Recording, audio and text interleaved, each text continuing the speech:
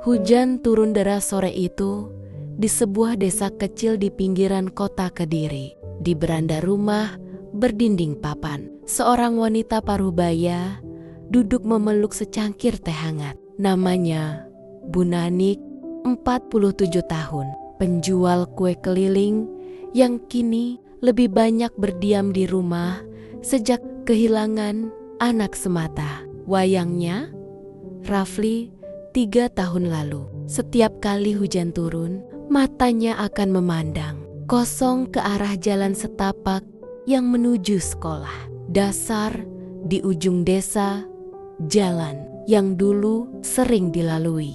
Rafli sambil melambaikan tangan kecilnya dan berteriak, "Bu, nanti aku bantu jualan lagi ya kalau pulang sekolah." Tapi kini hanya suara hujan yang menjawab. Senyum itu sudah lama hilang, digantikan sunyi yang menusuk. Rafli meninggal dalam kecelakaan motor saat mengantar pesanan kue ibunya ke rumah pelanggan di kota. Usianya baru 14 tahun. Hari itu, Bu Nanik sedang membuat adonan onde-onde ketika tetangga datang, tergopoh-gopoh membawa kabar duka. Sejak saat itu, hidupnya berubah. Ia tak lagi semangat berjualan, jarang bicara, dan setiap kali melewati tempat, Rafli biasa duduk di teras sambil membantu membungkus kue. Ia berhenti sejenak, seolah berharap anaknya akan muncul dan tersenyum lagi. Namun, tidak pernah. Malam-malamnya sering diisi tangis lirih. Kadang ia berbicara sendiri di kamar, seperti sedang menasihati anaknya yang tak lagi ada. "Rafli, kamu dingin gak di sana? Ibu masak onde-onde kesukaanmu lagi, Nak." Bu Nanik punya kebiasaan yang tak pernah ia lewatkan.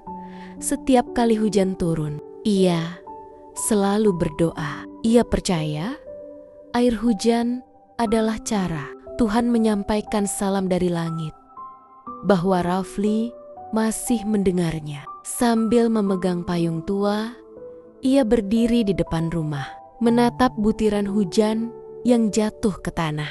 Ya Allah, ya Allah, kalau Rafli masih bisa dengar ibu, sampaikan bahwa ibu sayang sekali sama dia. Tolong jaga dia di sisimu. Tetangga-tetangga sering melihatnya seperti itu. Sebagian iba, sebagian heran, tapi Bu Nanik tidak peduli. Ia tahu hatinya hanya tenang saat hujan turun. Di dalam rumahnya yang sederhana, dindingnya masih terpajang foto Rafli memakai seragam SD. Foto itu mulai pudar, tapi tatapan matanya tetap hangat, seolah masih memandang ibunya setiap kali ia lewat. Suatu hari, hujan turun lagi. Bu Nanik yang sedang merapikan kue pesanan mendadak berhenti. Ia membuka jendela, membiarkan udara dingin masuk.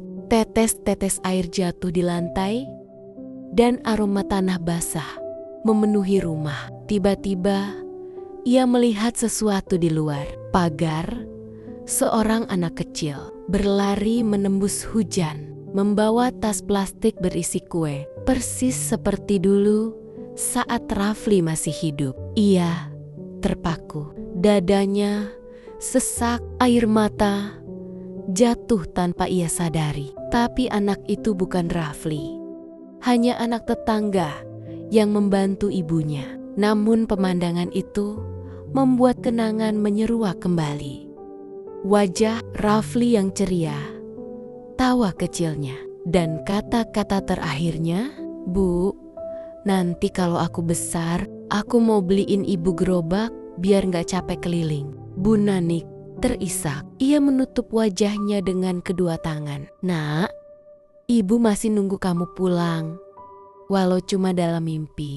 Beberapa bulan terakhir, hidup Bu Nanik mulai sedikit berubah. Ia mulai kembali berjualan ke pasar setiap pagi. Langkahnya masih pelan, tapi matanya sudah tak sesuram dulu. Suatu sore, saat hujan turun, ia berteduh di emperan toko bersama seorang pemuda penjual sayur. Pemuda itu sopan, wajahnya ramah.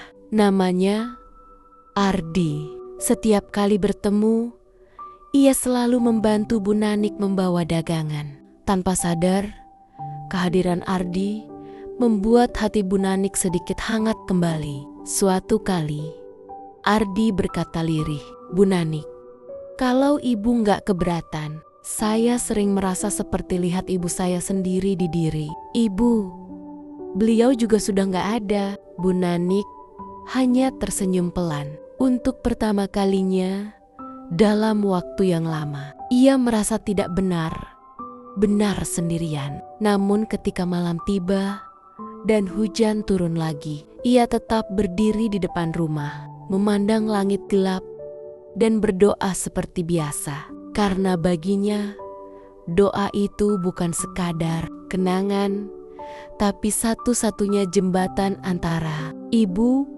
dan anak yang terpisah oleh dunia. "Nak, hujan turun lagi. Ibu kirim doa buatmu seperti dulu. Semoga kamu damai di sana sayang, dan di balik tirai air yang turun dari langit. Mungkin entah di mana." Rafli pun tersenyum. Hujan selalu membawa kenangan bagi Bu Nanik.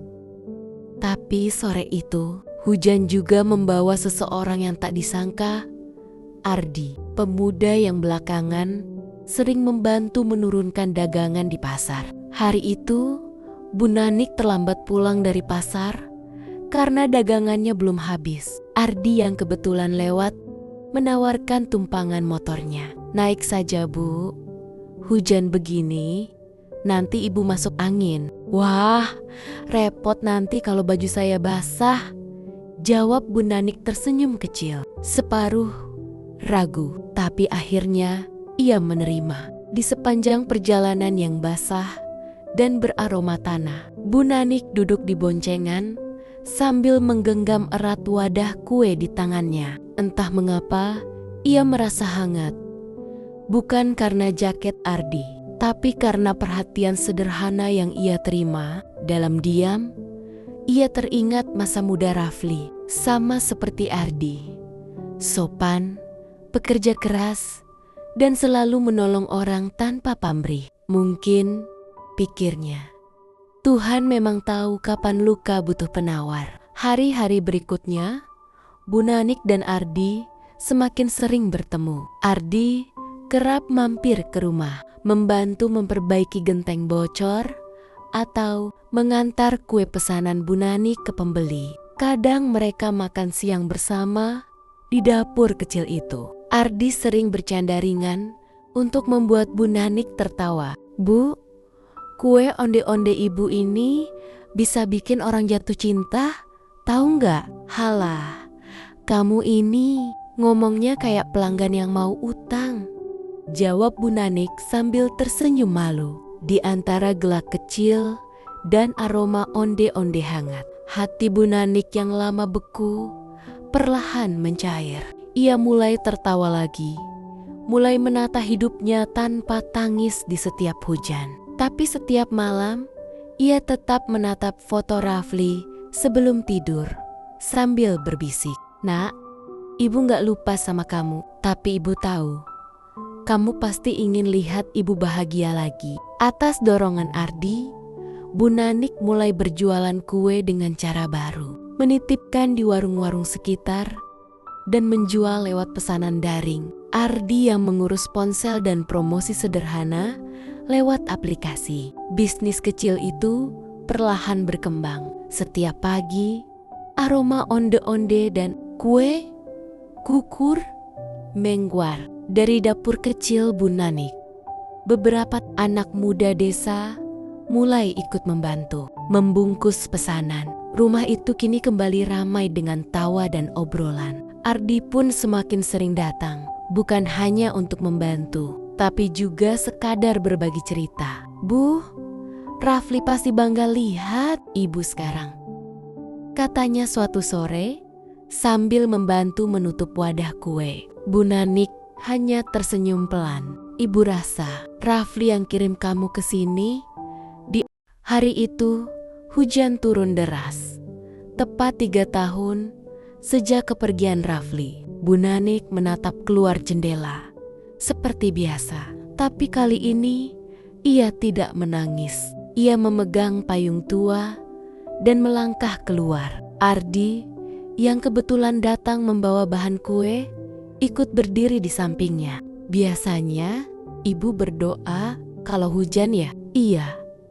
Tapi kali ini ibu mau berterima kasih. Jawabnya lembut. Hujan mengguyur deras. Tapi di wajah Bu Nanik tidak ada lagi kesedihan. Ia berbisik di bawah rintik air. Rafli, ibu sudah baik-baik saja. Terima kasih nak. Sudah ajarkan ibu arti ikhlas. Ardi hanya menatap. Lalu dengan penuh hormat menunduk. Di detik itu, hujan terasa seperti doa. Tapi bukan lagi doa kesedihan, melainkan doa syukur.